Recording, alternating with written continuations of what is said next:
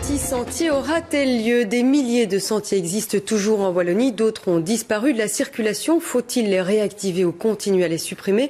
Bientôt, le Parlement wallon va légiférer sur la question. En attendant, il y a les pour et les contre. Daniel Velter. Il faut le savoir, mais dans chaque commune, il y a ce qu'on appelle l'Atlas, un cadastre qui date de 1841 et qui reprend tous les sentiers vicinaux, les sentiers publics qui traversent les propriétés. Jusqu'il y a peu, du côté de Ciney, ce sentier n'était reconnu que par l'Atlas.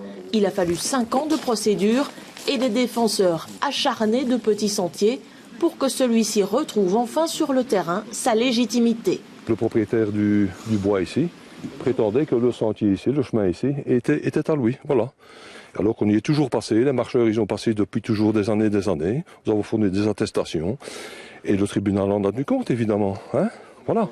En fait, la loi de 1841 permet à un propriétaire de s'approprier un sentier public s'il arrive à prouver qu'il n'a pas été foulé pendant 30 ans. Difficile ? Et pourtant, dans la pratique, pas rare, beaucoup de sentiers ont ainsi disparu de la circulation. Si on pousse à l'extrême, le risque est qu'on ne puisse plus se déplacer dans nos forêts, qu'on ne puisse plus se déplacer en monde rural parce que les plans qui ont valeur juridique datent de 1841.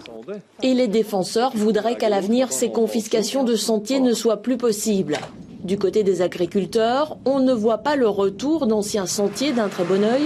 Les randonneurs ne seraient pas des modèles de propreté.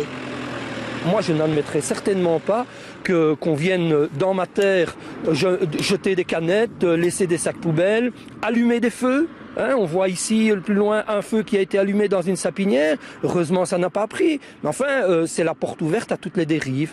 Mais les agriculteurs reconnaissent que la loi doit être actualisée. Restent alors les propriétaires terriens. Rien qu'en forêt, il y en a 100 000 en Wallonie, avec des parcelles de 2 hectares en moyenne.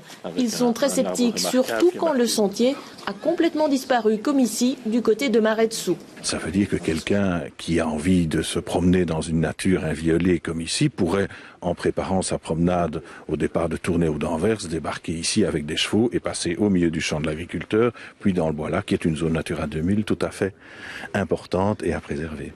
Bientôt, toutes les données reprises dans les atlas seront digitalisées. Chacun pourra facilement y accéder. Alors avant d'assister à la guerre des sentiers, il est grand temps d'actualiser une loi vieille tout de même de 170 ans.